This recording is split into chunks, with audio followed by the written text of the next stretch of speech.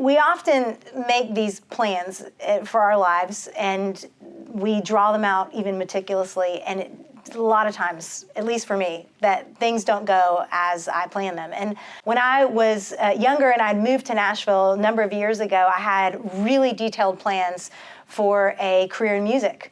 I'd actually signed a record deal, and I was super excited about that because I had the record deal in place, and I was coming to Nashville, Music City, USA. I was going to sing and songwrite, and I was so excited because the plan and the road seemed really straight, like it was headed straight for success. So I got to town, and within 6 months, my record company was bought out, and their new artists were dropped. And so really quickly, I found myself in a situation where my life was not at all going as planned. There are many different passages in Scripture I could point to, but what I want to point to today is out of John 15. And if you just look at those first few verses, it's really Jesus talking about the reality that he is the vine, and we are the branches. And you probably have heard that before, that we're the branches, we're attached to the true vine, which is Jesus Christ.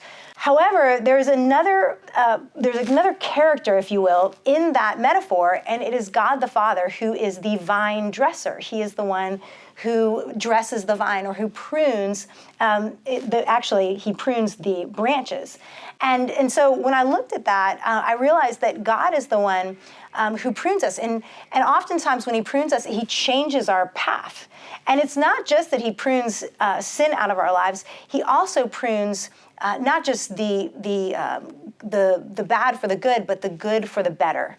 And so for me, that's what had happened with my music career. It wasn't that it was a bad thing, but he was pruning that out for something better. And it was a few years later that I began to write Bible studies and write books, and then to go and to teach. I will tell you that that was not an easy surrender to me. It was not easy to surrender myself to the vine dresser. But there's something really important in that passage at the top of chapter 15 where Jesus says that the reason that God the Father is the vine dresser, and the reason that he prunes the branches is so that we can bear not just fruit in our lives, but so that we can bear more fruit.